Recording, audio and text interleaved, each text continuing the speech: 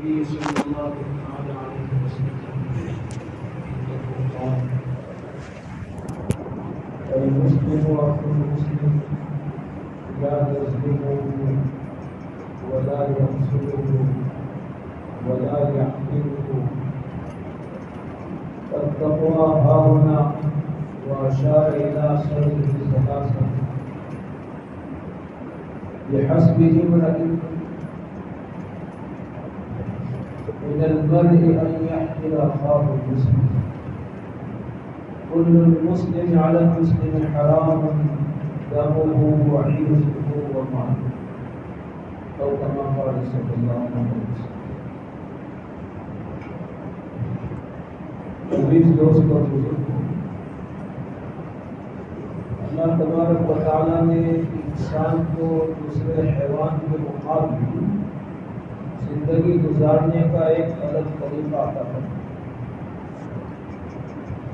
انسان یہ معاشرتی حیوان ہے جس کو سوشل اینیمل کہا جاتا ہے. دوسرے حیوانوں کو باہم ایک دوسرے کے ساتھ کسی قسم کا کوئی رشتہ، کوئی لینا دینا، کوئی معاملہ کچھ بھی نہیں ہوتا. لیکن انسان کو اللہ تبارک و تعالیٰ نے اپنی خاص حکمت کے ماتحت اس کو معاشرت عطا فرمائی اور اپنے ہم جنسوں کے ساتھ اور انسانوں کے ساتھ اس کے معاملات یہ متعین کرنا ہے. ظاہری بات ہے کہ جب ایک آدمی دوسرے آدمی کے ساتھ کوئی معاملہ کرتا ہے تو کہیں اس کو رنجش، دل خراشی، تکلیف وغیرہ پہنچتی ہے. اس موقع پر انسان کو اپنے بھائی کے ساتھ، دوسرے انسان کے ساتھ، ایک مسلمان کو دوسرے مسلمان کے ساتھ کس طرح پیش آنا چاہیے. رسول اللہ صلی اللہ علیہ وسلم کی جو روایت، جو فرمان آپ کے سامنے میں نے پڑھا، اس میں اللہ کے نبی صلی اللہ علیہ وسلم نے ایک مسلمان کا، ایک مومن کا مقام بیان کیا. جب کسی کے مقام کی عظمت سامنے ہوتی ہے تو پھر اس کے ساتھ معاملات کرنے میں، اس معاملات میں پیش آنے والی تکلیفوں کے برداشت کرنے میں دل بہت وسیع اور گشادہ ہو جاتا ہے. ایک مسلمان کا کیا مقام ہے، ایک مسلمان کا اللہ کی نظر میں کیا مقام ہے، اور ایک مسلمان کا ایک مسلمان کے دل میں کیا مقام ہونا چاہیے. اس روایت میں اللہ کے نبی صلی اللہ علیہ وسلم نے وہ مقام بیان فرمایا ہے. آپ نے فرمایا کہ المسلم اخو المسلم، مسلمان مسلمان کا بھائی ہے. ایک بھائی وہ ہے جو نسب کی بنیاد پر بھائی ہوتا ہے، جس کا دل میں احترام ہوتا ہے، بڑا ہے اس کی عظمت ہوتی ہے، چھوٹا بھائی ہوتا ہے اس کی شفقت ہوتی ہے. یہ نسبی بھائی ہے. اس کو تو ہر آدمی جانتا ہے، مانتا ہے اور حقوق کی رعایت بھی کرتا ہے. لیکن انسان یہ سبق بھول چکا ہے کہ ایک دوسری بھائی چارگی بھی ہے. اللہ کے نبی صلی اللہ علیہ وسلم نے وہ مواخات اور وہ بھائی چارگی اس روایت میں ذکر فرمائی. رشتہ اخوت اسلام، اسلام یہ ایک ہمارا ایسا بنیادی کھوٹا ہے کہ جس کی بنیاد پر ایک مسلمان دوسرے مسلمان کا بھائی بن جاتا ہے. جیسے ماں باپ جو ہے وہ بنیادی کھوٹا ہے جو نسبی بھائی کو نسبی بھائی کے ساتھ جوڑ دیتا ہے. اسلام یہ ایک ایسا بنیادی جو ہے وہ مرکز ہے کہ جس کی بنیاد پر ایک مسلمان کے دل میں دوسرے مسلمان کے بھائی کے متعلق ایک خاص جذبہ جو ہے وہ پیدا ہوتا ہے. اللہ کے نبی صلی اللہ علیہ وسلم نے وہ بھلا ہوا سبق یاد دلایا، المسلم اور اخو المسلم، اس کے بعد 3 حکم فرمائے، لا یظلمہ ولا یخذلہ ولا یحقرہ، کہ جب مسلمان کا بھائی ہے تو بھلا بھائی بھی اپنے بھائی پر ظلم کرتا ہے، اس لیے آپ نے فرمایا کہ ایک مسلمان دوسرے مسلمان پر ظلم نہ کرے۔ دوسرے نمبر پر فرمایا ایک مسلمان دوسرے مسلمان کی مدد کرنا نہ چھوڑے، لا یخذلہ، جہاں اس کو مدد کی ضرورت ہے تو وہاں پر وہ اس کی مدد کرے۔ اور تیسرے نمبر پر لا یحقرہ، ایک مسلمان اپنے مسلمان بھائی کو حقیر نہ سمجھے، اس کے دل میں کسی مسلمان بھائی کے متعلق کوئی غلط خیال، کوئی بدخواہی کا جذبہ، اس کی زبان سے کوئی بد کلامی یہ ظاہر نہ ہو۔ 3 حکم فرق ہے۔ اس کے بعد آپ نے انسان کو انسانی احترام کا سبق سکھانے کے لیے ایک بنیادی چیز کی طرف متوجہ فرمایا۔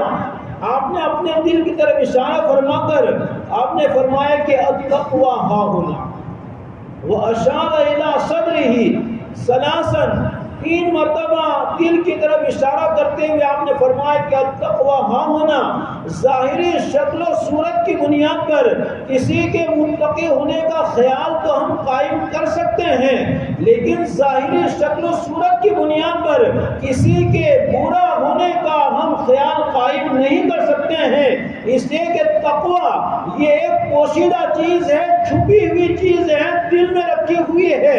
دنیا میں جب تک آنکھیں کھلی ہوئی ہے کوئی آدمی کسی کے تقویٰ کی گواہی نہیں دے سکتا ہے، اور کوئی آدمی کسی کے پاپ میں برائی کا فیصلہ نہیں کر سکتا۔ ان اکرمکم عند اللہ اتقاکم، تم میں سب سے زیادہ عزت والا اللہ کی نظر میں وہ ہے جو تقویٰ والا ہے۔ جب تقویٰ کس کے پاس ہے یہی پتہ نہیں چل سکتا ہے، کس کے پاس نہیں ہے یہ پتہ نہیں چل سکتا ہے، ہم کیسے فیصلہ کریں کہ یہ آدمی تقویٰ نہ ہونے کی بنیاد پر برا ہے؟ روایات میں ایک واقعہ ذکر کیا گیا ہے، حضرت ظاہر بن حرام رضی اللہ تعالیٰ عنہ، یہ دیہات میں رہنے والے ایک صحابی ہے، کالے کلوٹے ہیں، اتنی شکل و صورت اچھی نہیں ہے، مدینہ آیا کرتے اپنا سامان بیچنے کے لیے، کچھ خریداری کے لیے، تو رسول اللہ صلی اللہ علیہ وسلم کے لیے بھی کچھ ہدیے جو ہیں وہ لایا کرتے تھے۔ جب یہ جاتے تھے تو اللہ کے نبی صلی اللہ علیہ وسلم اپنی جانب سے خود ہدایہ تحائف بھی جو ہیں وہ دیا کرتے تھے۔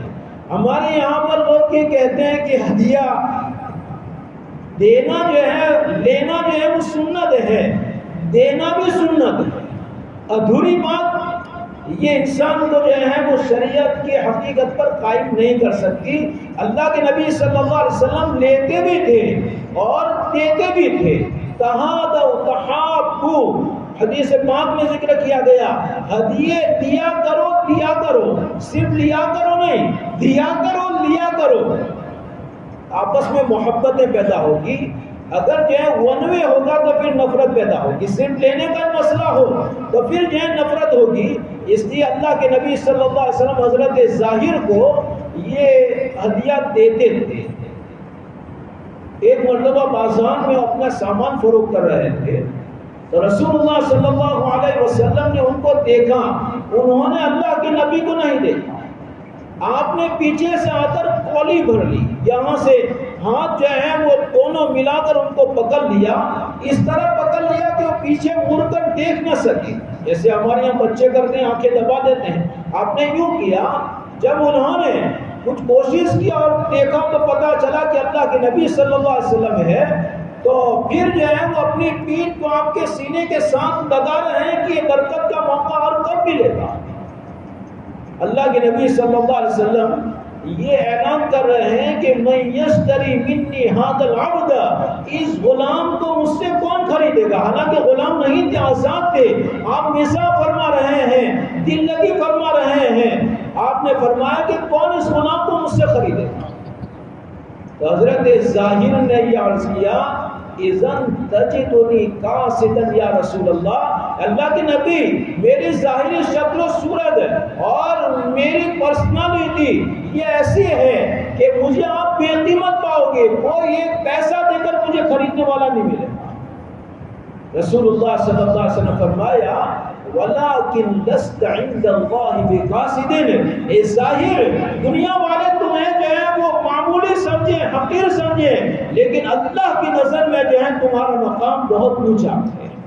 ظاہر شکل و صورت کو دیکھ کر، مال کو دیکھ کر، علم کو دیکھ کر آدمی جو ہے وہ فیصلہ نہ کریں اس کے پاس مال نہیں ہے، اس کے یہ حقیر ہیں، اس کی شکل و صورت پرسنالٹی اتنی اچھی نہیں ہے، اس کے یہ جو ہے وہ اچھا آدمی نہیں ہے۔ اچھائی برائی کا فیصلہ تقوی پر ہے، اور تقوی جب تک آنکھ کھلی ہے تب تک پتہ چلنے والی چیز نہیں ہے۔ یہ قیامت کے دن ظاہر ہونے والا جوہر ہے، کس کے پاس ہے کس کے پاس نہیں ہے۔ اس لیے قیامت تک کوئی آدمی کسی کے متعلق برائی کا فیصلہ نہیں کر سکتا۔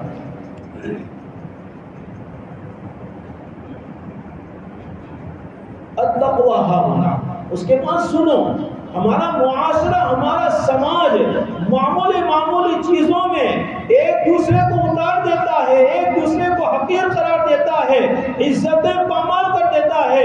اللہ کے نبی صلی اللہ علیہ وسلم فرمایا بِحَسْبِ امْرِئٍ، انسان کے لیے، اس کی برائی کے لیے بس اتنا کافی ہے کہ کوئی آدمی اپنے مسلمان بھائی کو حقیر سمجھے۔ آج ہم میں سے ہر آدمی اس بیماری میں مبتلا ہے۔ کوئی مالدار کسی غریب کو حقیر سمجھتا ہے، علم اور نیکی کرنے والے گنہگاروں کو جو حقیر سمجھتے ہیں، اور حسین خوبصورت یہ جو ہے وہ کالے کلوٹوں کو حقیر سمجھتے ہیں۔ ہر میدان میں دو طبقے ہیں، ایک طبقہ دوسرے طبقے کو حقیر سمجھتا ہے، اور مصیبت یہ ہے کہ ہم اس کو گناہ بھی نہیں سمجھتے۔ وائے ناکامی بتائے کارواں جاتا رہا، اور کارواں کے دل سے احساس زیاں جاتا رہا۔ ایک قافلہ لوٹا ہوا ہے اور اس کو شیطان نے لوٹ لیا ہے گناہوں میں مبتلا کر کے، اور اس کے دل میں یہ احساس نہیں کہ ہم لوٹا ہوا قافلہ ہے۔ گناہوں میں مبتلا ہو کر ہمیں احساس نہیں کہ ہم گناہ میں مبتلا ہیں، یہ اس سے زیادہ جو ہے وہ خرابی کی بات ہے۔ تو بہرحال رسول اللہ صلی اللہ علیہ وسلم نے یہ فرمایا انسان کے برا ہونے کے لیے بس اتنی بات کافی ہے کہ اپنے مسلمان بھائی کو حقیر سمجھے۔ اس کے بعد آپ نے فرمایا کل المسلم علی المسلم حرام، انسان کا ہر جزو دوسرے انسان پر، مسلمان کا ہر جزو دوسرے مسلمان پر جو ہے وہ حرام ہے۔ اور جزو سے مراد کیا ہے؟ دمہ وعرضہ ومالہ۔ انسان کی زندگی میں تین چیزیں بہت زیادہ قابل احترام ہیں، تینوں کو آپ نے ارشاد فرمایا۔ پہلے نمبر پر انسان کی جان، دوسرے نمبر پر انسان کی عزت و آبرو، اور تیسرے نمبر پر انسان کا مال ہے۔ آج انہی چیزوں پر لوگ جو ہے حملہ کرتے ہیں، یا تو کسی کو مارا، کسی کو قتل کر دیا، یہ اس کی جان پر ہونے والا حملہ ہے۔ کسی کو بے آبرو کر دیا، سماج میں اس کو ذلیل و خوار کر دیا، اس کی عزت و آبرو پامال کر دی، یہ اس کی عزت پر ہونے والا حملہ ہے۔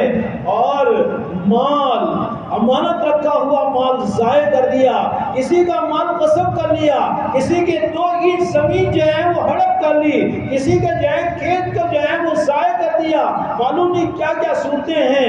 اللہ کے نبی نے ان تینوں کی حرمت بیان کی۔ حجۃ الوداع کے موقع پر 10ویں ذی الحجہ کا دن، اور آپ مینا میں تشریف فرما۔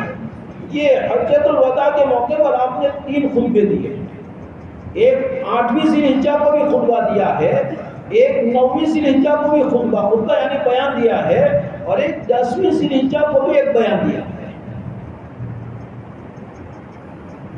اور انسانیت کے سب سے بہترین لوگ، اولین و آخرین، حضرت آدم علیہ السلام سے لے کر قیامت تک آنے والے تمام انسانوں میں سب سے بہترین لوگ جو ہیں یہاں موجود ہیں۔ 1,25,000 صحابہ کرام موجود ہیں، اگلے لوگوں میں بھی اس کی مثال نہیں، بعد میں آنے والی امت محمدیہ میں بھی ان کی مثال نہیں، ایسے لوگ موجود ہیں۔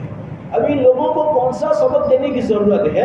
نبی کی آنکھوں نے ان کو دیکھا، نبی نے ان کی تربیت فرمائی، نبی پر جو ہے وہ اپنا جان مال سب کچھ قربان کر لیا، اب کون سا سبق دینا باقی ہے؟ لیکن ان کو واسطہ بنا کر باقی امت کو سبق دیا جا رہا ہے۔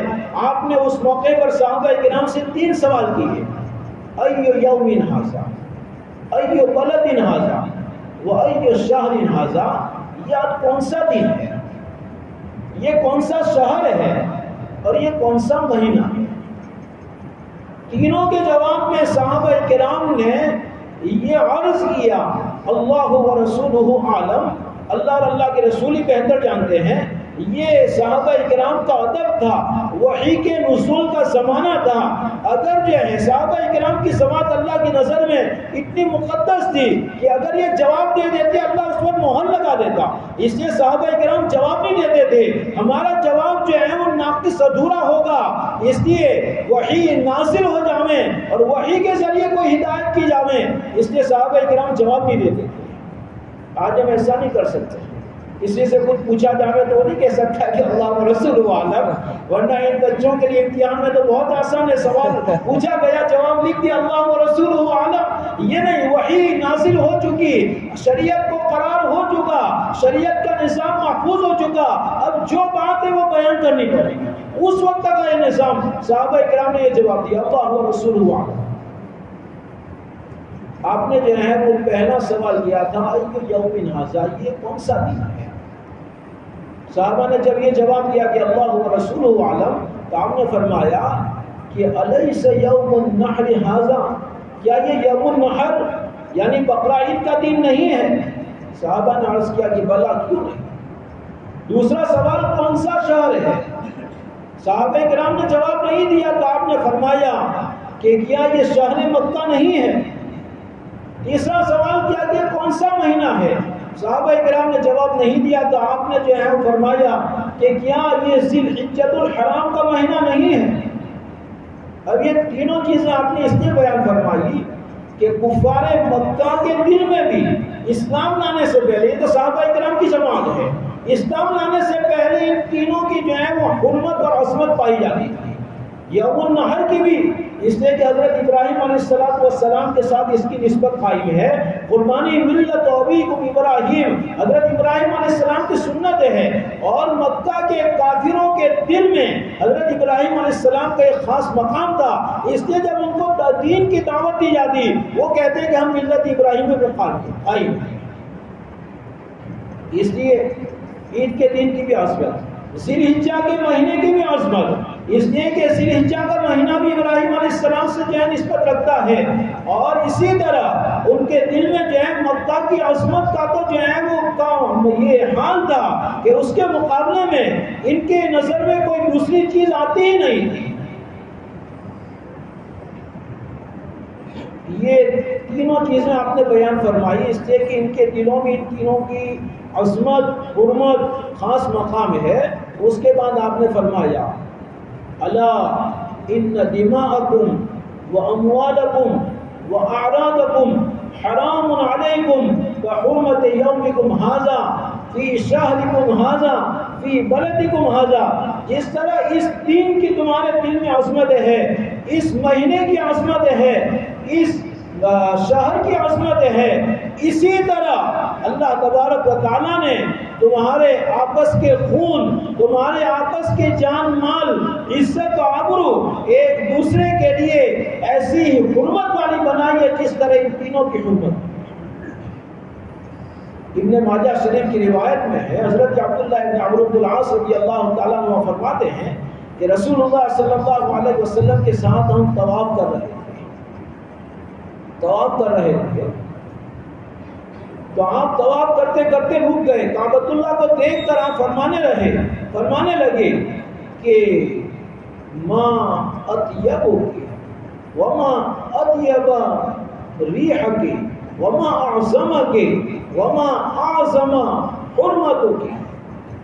آپ نے فرمایا کہ تو کتنا معزز ہے اور تیری خوشبو بھی کتنی جو ہے عمدہ ہے، کیونکہ کعبۃ اللہ کے خلاف پر خوشبو لگائی جاتی ہے، اور تیرا کیا مقام ہے اور تیری حرمت کا کیا مقام ہے۔ اس کے بعد آپ نے فرمایا والذی نفس محمد بیدہ، اس ذات کی قسم جس کے قبضے میں محمد صلی اللہ علیہ وسلم کی جان ہے، ایک مسلمان کی حرمت اللہ کی نظر میں تجھ سے بھی زیادہ ہے،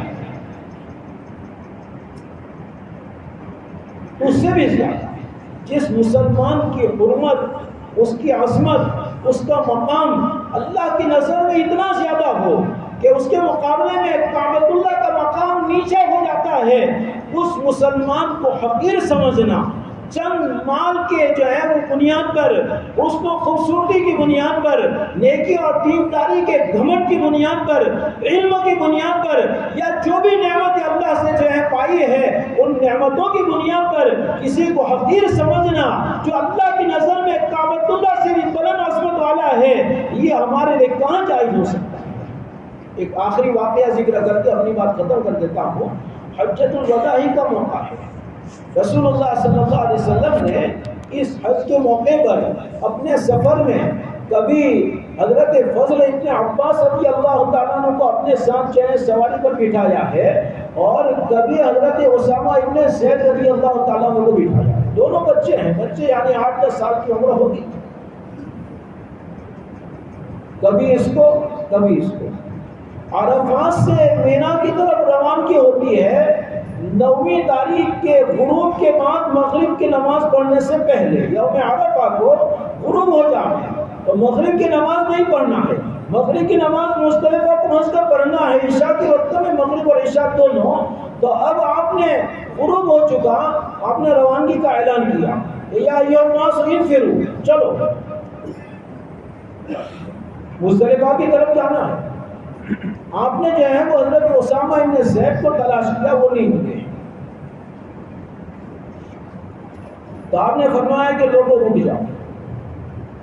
حضرت اسامہ ابن زید رضی اللہ تعالیٰ عنہ قضاء حاجت کے لیے گئے تھے، استنجے کے لیے گئے تھے، وہ استنجے سے فارغ ہو کر آئے، ان کو اپنے ساتھ بٹھایا، اور اس کے بعد آپ نے فرمایا کہ یا ایھا الناس انفروا۔ حضرت اسامہ ابن زید دبلے پتلے تھے، رنگ کے کالے تھے، اس لیے کہ ان کی ماں حضرت ام ایمن رضی اللہ تعالیٰ عنہ حبشی جو ہے وہ عورت تھی، تو ماں کے رنگ پر یہ پیدا ہوئے اور دبلے پتلے، پرسنالٹی جس کو ہم کہتے ہیں وہ ان میں نہیں پائی جا رہی تھی۔ تو جب یہ آئے اور ان کو آپ نے اپنے ساتھ بٹھایا اور روانہ کیا، آپ نے روانگی کا اعلان فرمایا، تو یمن کے رویل فیملی کے شاہی گھرانے کے کچھ لوگ تھے، انہوں نے یہ دیکھ کر کہا کہ الہذا امسکتنا الہذا الاسود، اس کالے کی وجہ سے آپ نے ہم کو روک دیا، یہ شاہی گھرانے کا گھمنڈ اور غرور ہے۔ انہوں نے اس کو سامنے رکھ کر حضرت اسامہ ابن زید رضی اللہ تعالیٰ عنہ کے متعلق یہ کہا کہ اس کالیے کی وجہ سے آپ نے ہم کو روک دیا۔ طبقات ابن سعد میں محمد بن سعد رحمہ اللہ حضرت عروہ ابن زبیر رضی اللہ تعالیٰ عنہ کا ایک قول نقل